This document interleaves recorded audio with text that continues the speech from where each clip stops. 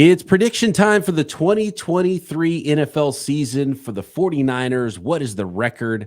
Who is going to be the Super Bowl champion, MVPs, rookies of the year, all coming up on today's Locked On 49ers. You are Locked On 49ers, your daily San Francisco 49ers podcast, part of the Locked On Podcast Network, your team every day.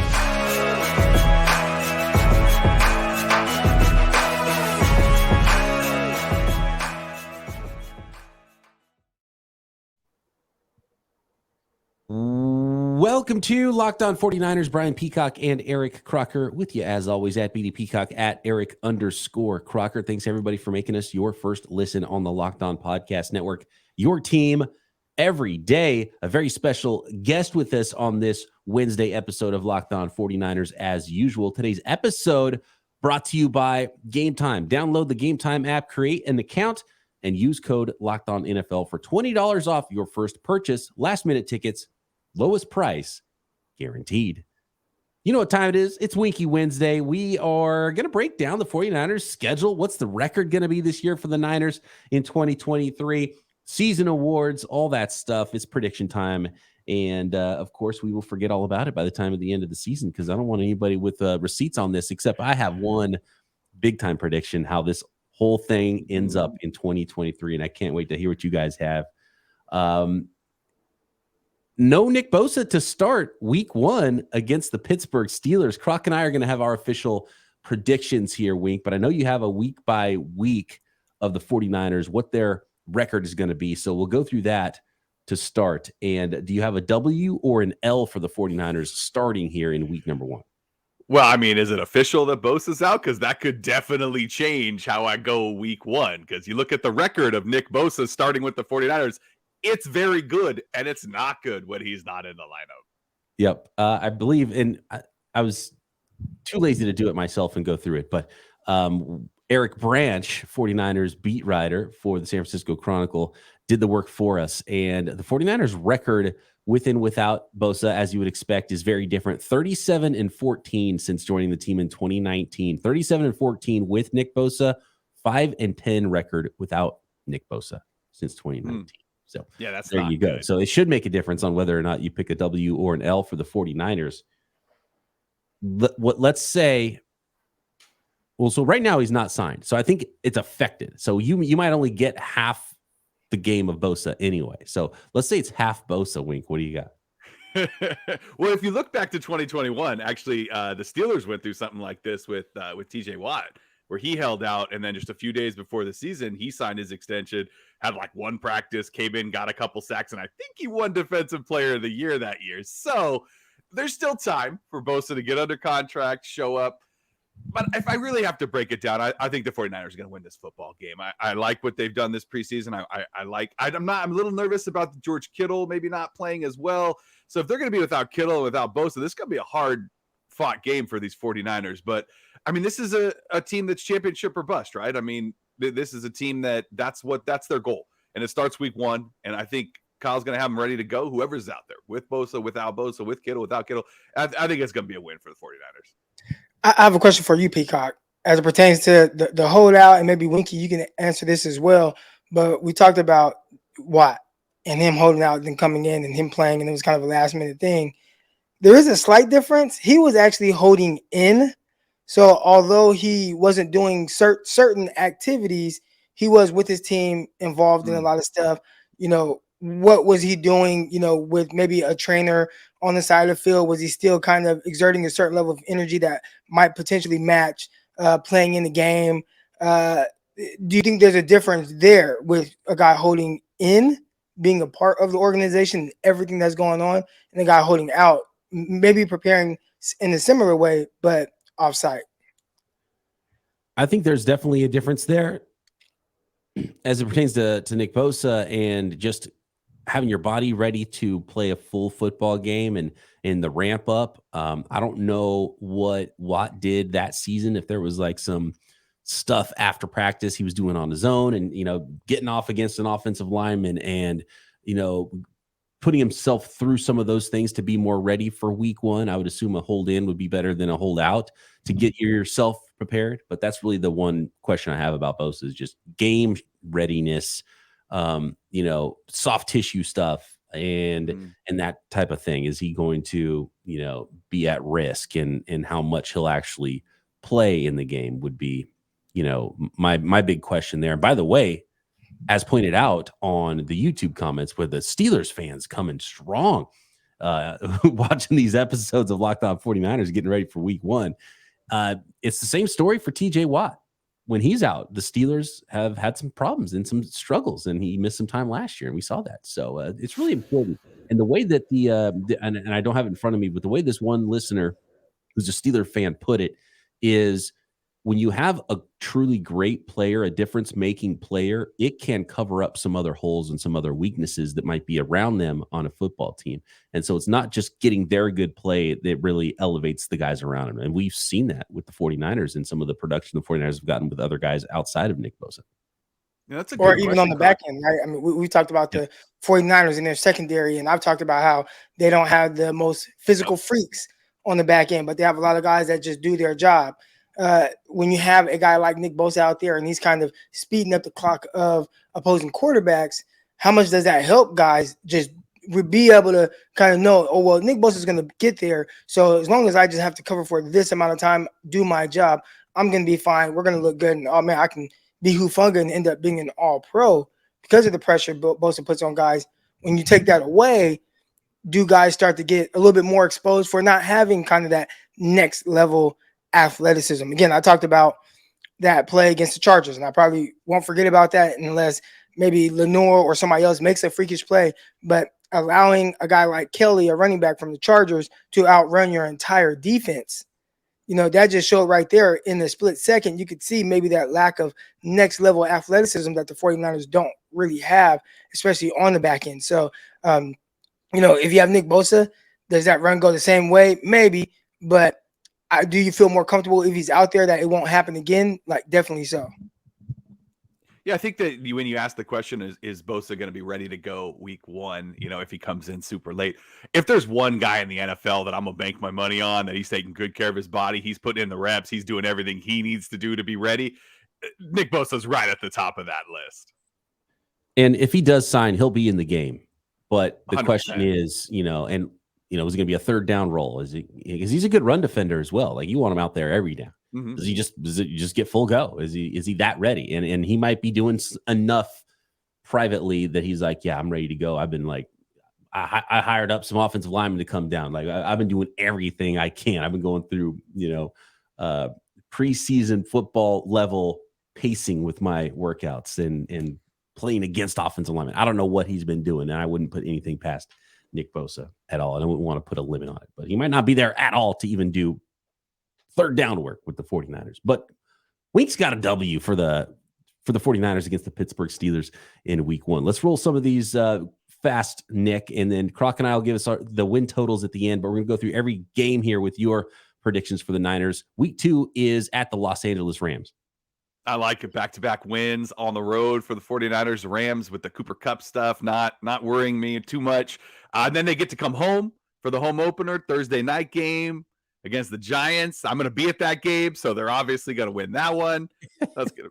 They like to win when I show up. So I actually have 5 wins in a row for the 49ers to start the season. They go home against the Cardinals, at home against the Cowboys, and I think that's kind of like a tipping point for them, where they not that they start to smell themselves, like, yeah, we're really good, we're 5-0, let's go. But that's kind of like, okay, we did this, a great way to start the season. We're 5-0. They go on the road to Cleveland. And actually, I have them picking up their first loss in week 6 at Cleveland, one of those shockers, where they kind of step back and they're like, oh, how did we lose that game? Maybe a lot of things go wrong for them. Maybe there's some bad weather. Maybe they just took them a little bit lightly. But what do you guys think about that so far? I like it. 5-1 start after 6 weeks, and first loss week 6 on the road at the Cleveland Browns. That would be a heck of a start for the 49ers for sure, because we've seen how they've finished in recent years, and it's been the start that slowed them down. You'd be talking about 1 seed in the NFC potentially if the 49ers are able to get off to that start, and it would alleviate any of the worries that 49ers fans have about whether it's Purdy, Bosa signing, any of that.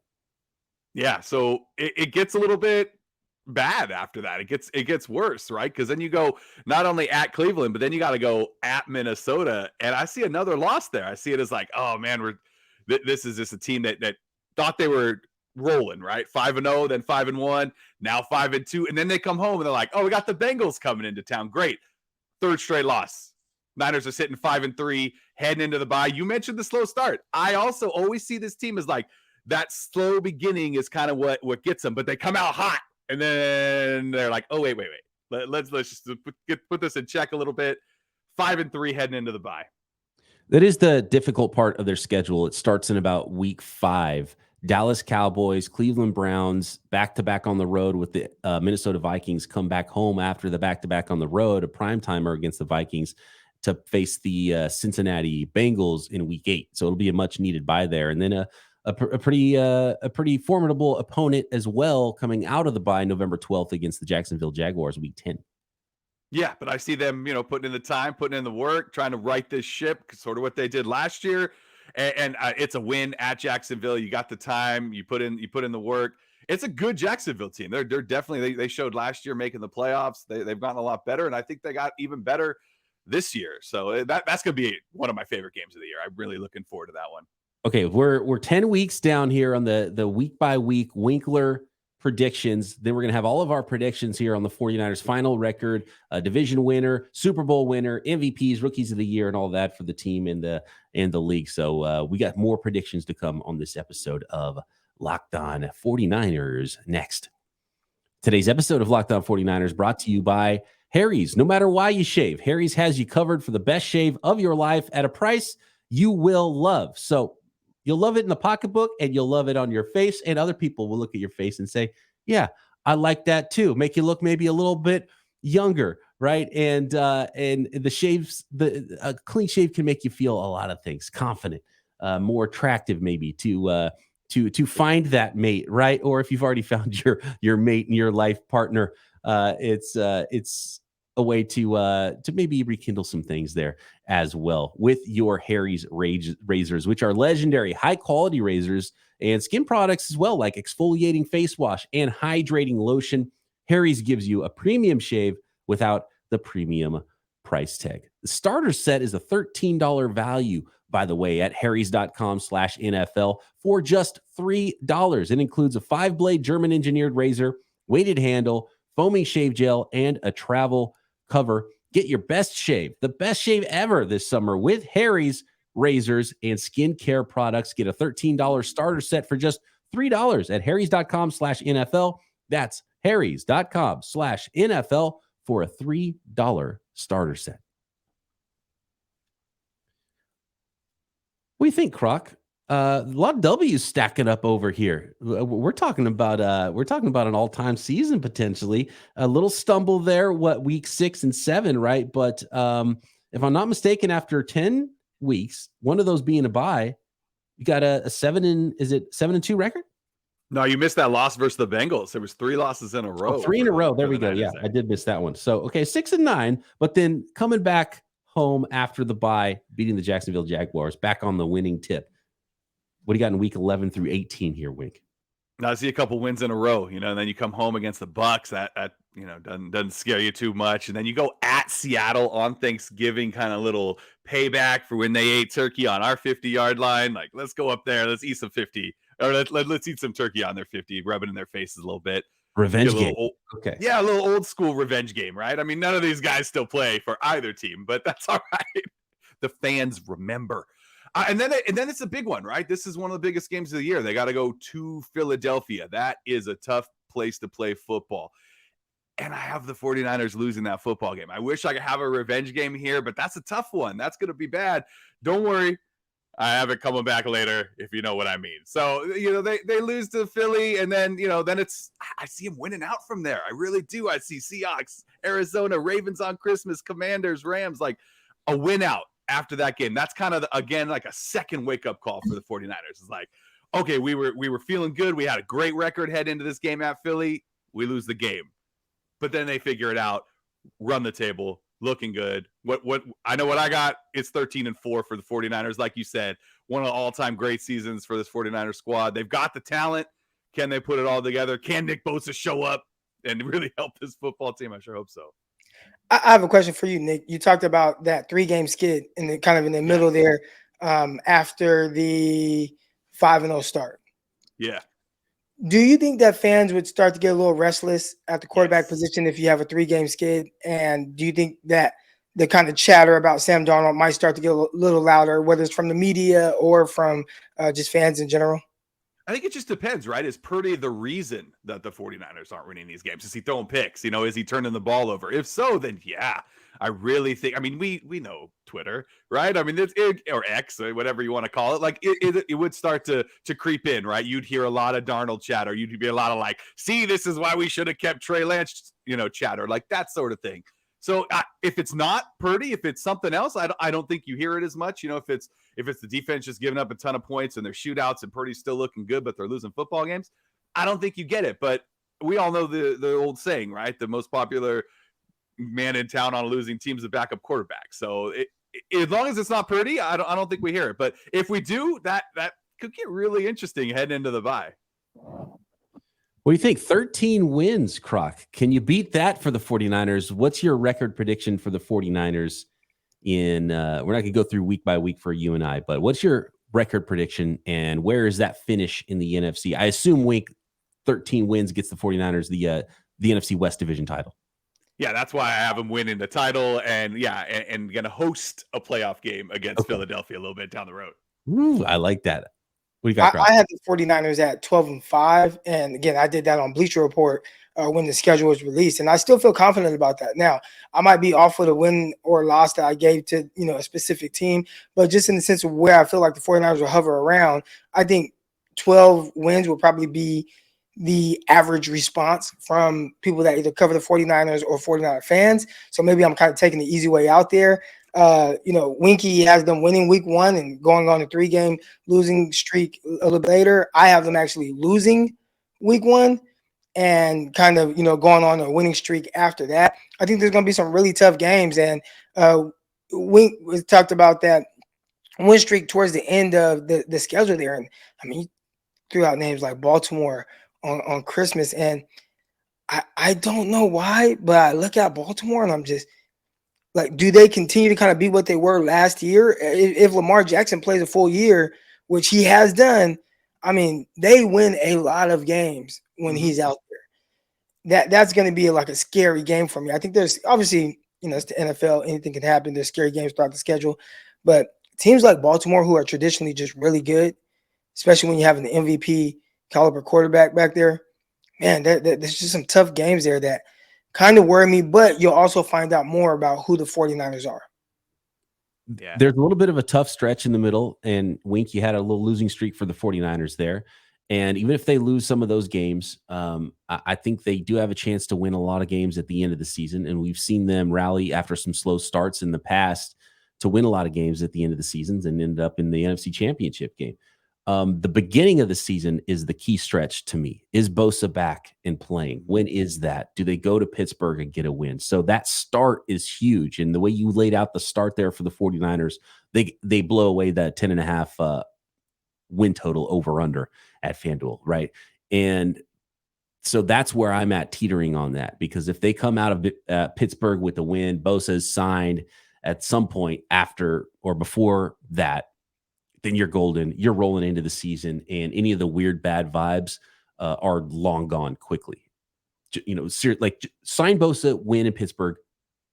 Trey Lance stuff, we'll revisit that next April when everyone's talking about worst draft trades again. It'll be long forgotten good vibes again for the season, But if not, I think it could be a little stumble out of the blocks, and maybe it is only a 10-win team this year. So right now, I've got the 49ers at 10 wins with a non-Bosa signing and just some weirdness going into the season. The early part of the season is the big stretch that I think is going to be key for what that final record is. So there might be a little competition here if it is a 10-win season with the Seattle Seahawks, who I think can be right in that same spot.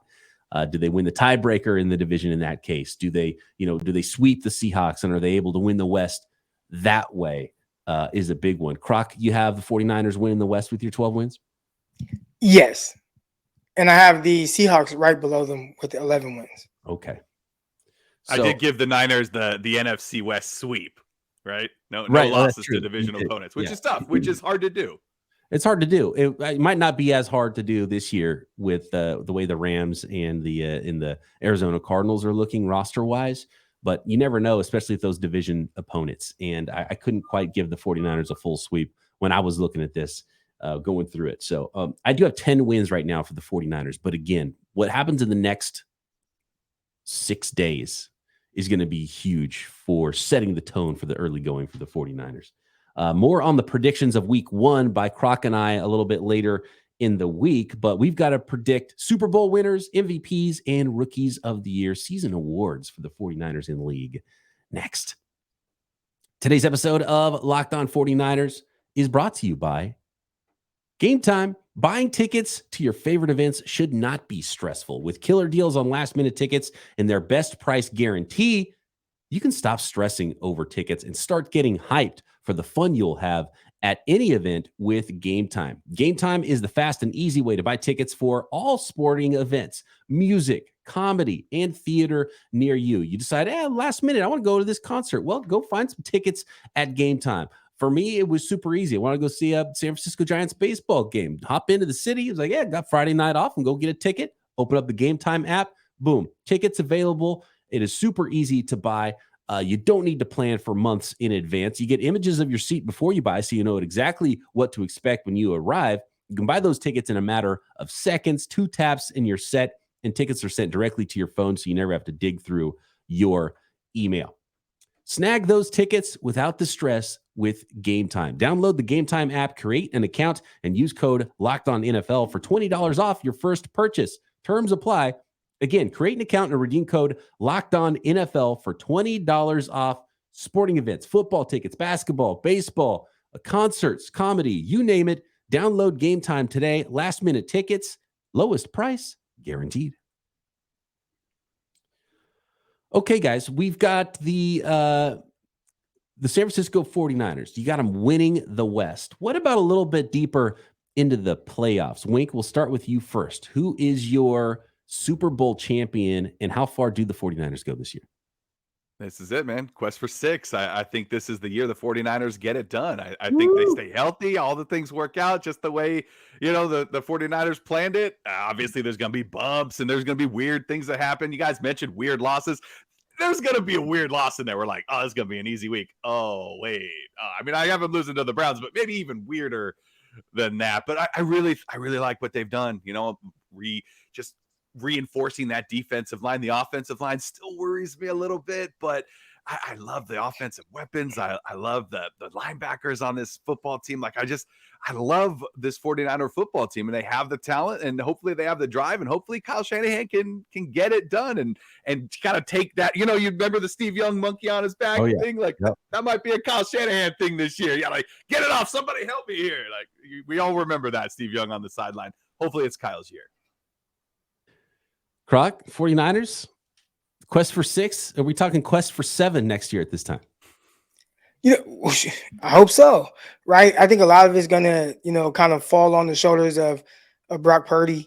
And obviously for, any second-year quarterback, and we've seen some guys have certain level of success, that's a lot to ask of a guy who's still trying to gain his experience. I call him a second-year quarterback, but, still limited starts, starting, 7 games or playing in 8 games or whatever it was. So my expectations of him aren't super high. I still feel like he's going to kind of need the team around him to carry him in just certain moments as he goes through some of his ups and downs and learning. Now, if he just continues to hit the ground running like he did last season, then I see no reason why the 49ers can't win the Super Bowl. If there are some of the growing pains that you should expect to see, then I would assume that it'll be a little tough to still kind of be able to outduel guys in the NFC like, Jalen Hurts, who plays exceptionally well regardless of how good your defense is. You have guys out there like, even Dak Prescott. And if the 49ers defense is clicking, you'll stifle him. He will be a non-issue. If the 49ers defense isn't as great as we have seen over the last couple of years, that's when you might see a better version of Dak. A lot of people, and I've kind of, I don't want to say talked up Dak, but I've kind of defended him a little bit because, I think there's this thing with 49er fans in the fan base where, you've seen the team have a certain level of success, against certain guys, whether it's Geno Smith, Dak Prescott. But It's like, man, well, the 49ers defense has been excellent. You know, Dak Prescott went into that playoff game. 49ers had the #1 defense in the NFL. Prescott was just coming off of a game where he threw for over 300 yards and 4 touchdowns, 0 interceptions against Tampa Bay Buccaneers, right? So if the 49ers defense takes a step down, which nobody's really expecting, do you have to start to kind of go toe-to-toe with these guys that can put up a bunch of yards, can put up a bunch of points? 49ers beat the Cowboys in the wild card round a couple of years ago. I mean, that was the highest scoring offense in the league. That was like the #1 offense in the league. 49ers defense was just too good. So if you tell me the 49ers have that same defense, and obviously you have all your weapons and they're healthy, then yeah, they should be right there in the mix and be able to compete and beat anyone. If there is a step back with the defense, those guys that you've been stifling, those quarterbacks, you might have a tougher time stopping them. And then now that's just a lot more on the shoulders of Brock Purdy. You're not getting those stops. Your defense isn't putting you in all these advantageous situations. Your defense isn't, the #1 defense over the second half in getting turnovers. You know, we just expect 49ers defense to be great as it has been. Will they be that defense still? And I think that's going to be the biggest thing, because that's what's going to help Brock Purdy still have that smoother transition. Croc, what kind of shoes are you wearing right now? Oh man, I'm wearing some take these off here quick, some Crocs. There we go. Oh, you got Crocs, yes. Crocs in sport mode. I was wondering if maybe you had taps on, because you tap dance around the prediction part of that. And I asked you if the 49ers were going to win the Super Bowl, and you said a whole lot. So it sounded like you said the 49ers won't win the Super Bowl. I don't expect them to win the Super Bowl. I do not expect them to win the Super Bowl. Okay, who do you got then? Who's the Super Bowl winner this year? I don't want to say. Okay, Super Bowl winner. Excuse me, Super Bowl winner. Yeah. I'm always gonna rock with Kansas City. Just what they are. Like, I just know they'll be there. I feel comfortable with saying that.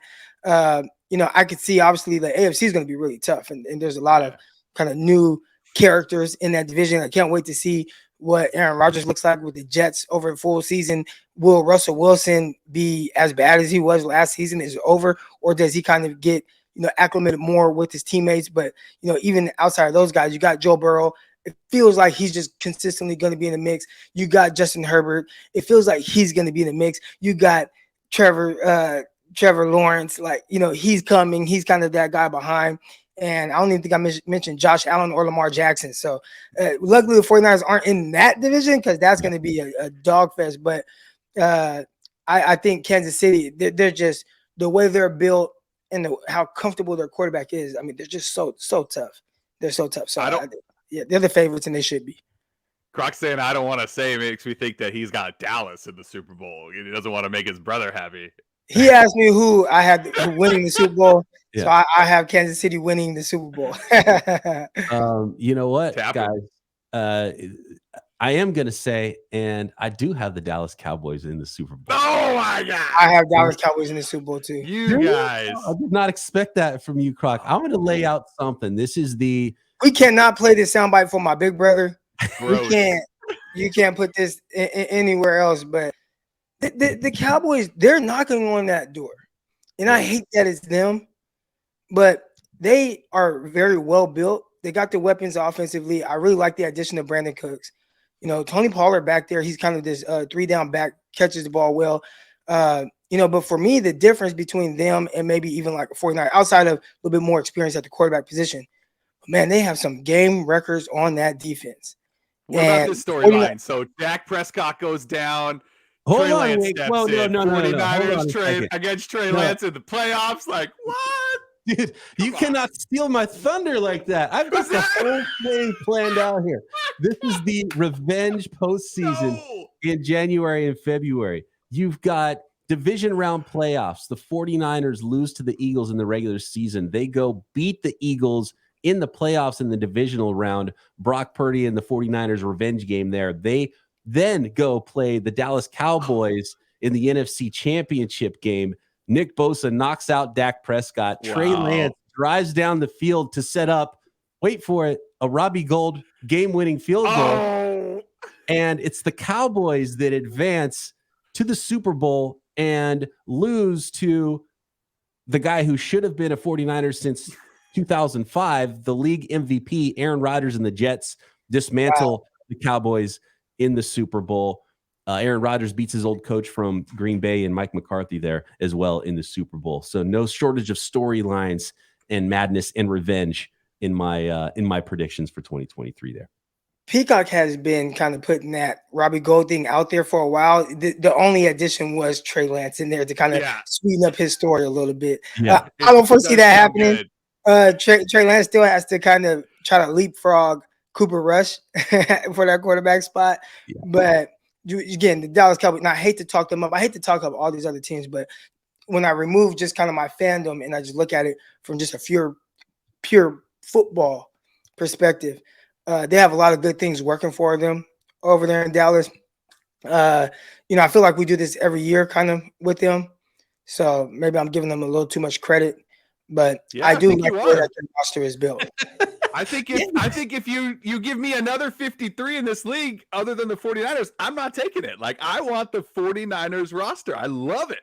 It's stacked, man. It's great as long as there's Nick Bosa in there. Right. You should want that. And I have the Niners beating the Bengals in the Super Bowl too. There you go. I think Joe Burrow might be the MVP in the league this year.